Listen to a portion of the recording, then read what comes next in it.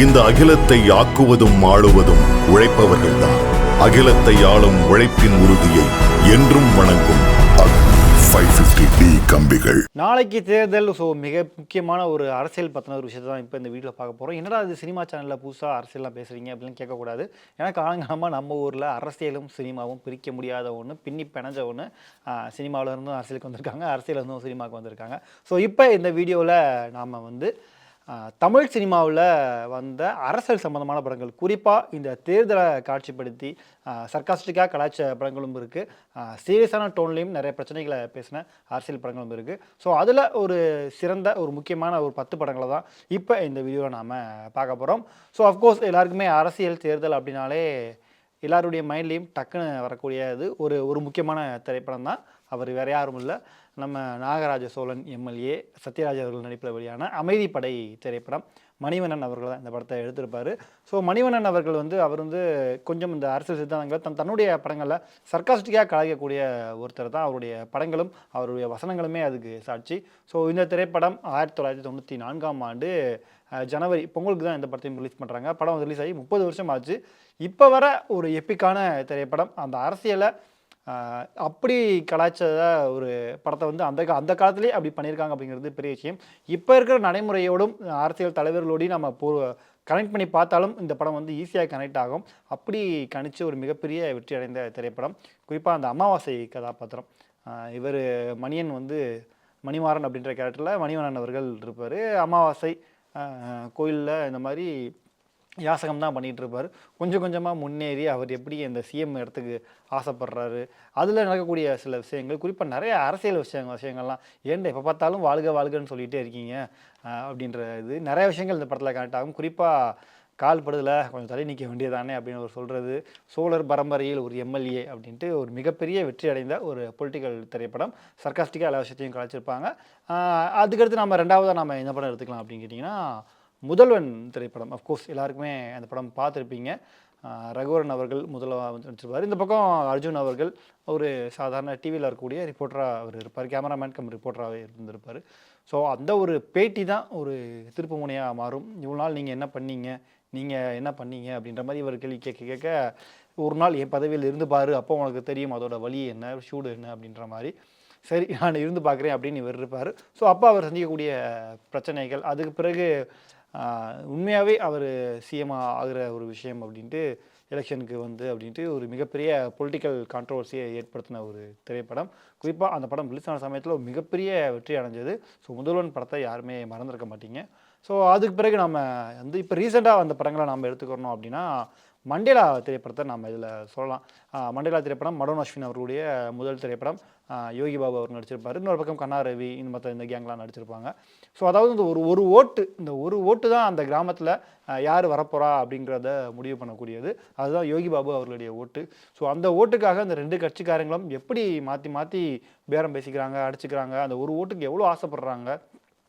அதே மாதிரி சாதாரண குடிமக்களாக இருக்கிற அந்த யோகி பாபுடைய கேரக்டர் மண்டேலா அப்படின்ற கேரக்டர் இவங்கள்ட்ட முழுந்து நம்ம எவ்வளோலாம் சமாளிச்சிக்க முடியும் அப்படின்றத ட்ரை பண்ணுறது. ஸோ அது கட்டத்தில் நம்ம பண்ணுறது தப்பு அப்படின்றது தெரிய வரும். ஸோ இந்த மாதிரியான இப்போ ரீசெண்ட் டைமில் one of the best political இந்த மூவி அப்படின்னா நம்ம மண்டேலா திரைப்படத்தை நம்ம சொல்லலாம். சர்க்காஸ்டிக்காக நிறைய விஷயங்களை அதில் கலாய்ச்சிருப்பாங்க. இன்னொரு பக்கம் சீரியஸான டோனில் வந்த திரைப்படம் தான் மாமன்னன் திரைப்படம். மாரி செல்வராஜ் அவர்களுடைய இயக்கத்தில் வடிவேலு, உதயநிதி ஸ்டாலின், ஃபகத் ஃபாசில் இவங்க நடிப்பில் வெளியான திரைப்படம் தான் அந்த மாமன்னன் திரைப்படம். அஃப்கோர்ஸ் மாமன்னன் திரைப்படம் எல்லாருமே பார்த்துருப்பீங்க. ஃபகத் ஃபாசிலுடைய அந்த கேரக்டர் யாருமே மறந்துருக்க முடியாது. ஸோ அப்படி தன்னுடைய தேர்தலில் நின்று அவர் அந்த கட்சியில் இருக்கக்கூடிய ஒரு மிக முக்கிய பதவியில் போய் அவர் உட்காருவார். ஸோ அதுலேயும் சில அரசியல் விஷயங்களை சீரியஸான டோனில் மாரி செல்வராஜ் அவர்கள் ஹேண்டில் பண்ணியிருப்பார். குறிப்பாக சில மக்கள் எப்படி கஷ்டப்படுறாங்க, அவங்க இந்த தலைவர்களை எப்படி நேசிக்கிறாங்க, நான் தலைவர்களை இவங்களை எப்படி நடத்துகிறாங்க அப்படின்னு நிறைய விஷயங்களை ரொம்பவும் டீட்டெயிலாகவே அவர் கொடுத்துருப்பார். ஸோ இப்போ ரீசெண்டாக வந்ததில் மாமன்னன் திரைப்படமும் ஒரு முக்கிய திரைப்படம். இந்த லிஸ்ட்டில் நாம் 5ஆவதாக பார்க்க போகிற திரைப்படம் என்ன அப்படின்னு பார்த்தீங்கன்னா ஆயுத எழுத்து திரைப்படம்.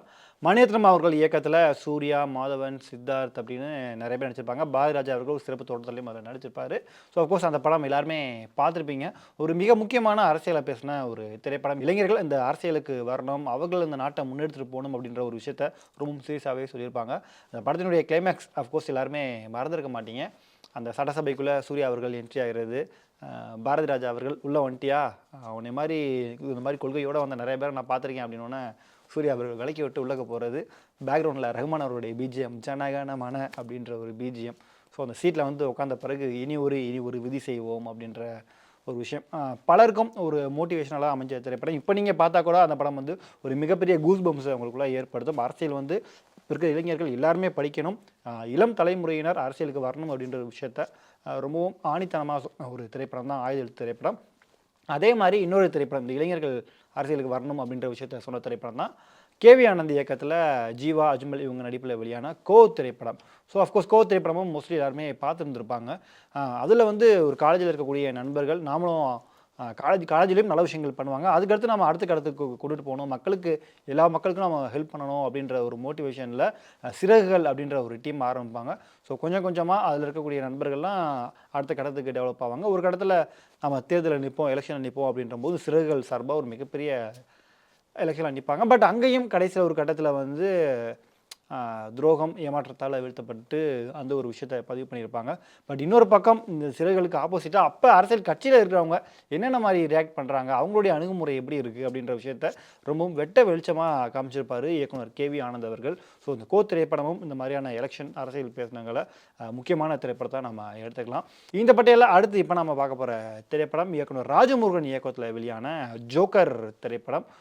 குரு சோமசுந்தரம், ரம்யா பாண்டியன் அவர்கள் இந்த படத்தில் நடிச்சிருப்பாங்க. இந்த படம் வந்து ரொம்பவும் ஒரு சீரியஸான திரைப்படம், பல விருதுகளை வாங்கின ஒரு முக்கியமான திரைப்படம். அதாவது மன்னார் அப்படின்ற கதாபாத்திரம், அதாவது குரு சோமசுந்தர். ஸோ மக்களுக்கு நல்லது பண்ணணும், ஊருக்கு நல்லது பண்ணணும் அப்படின்ட்டு நடிக்கக்கூடியவர். அதை வந்து எல்லாருமே வந்து அவர் வந்து அவர் பைத்தியம் அப்படின்ற மாதிரி தான் ட்ரீட் பண்ணிட்டு இருப்பாங்க.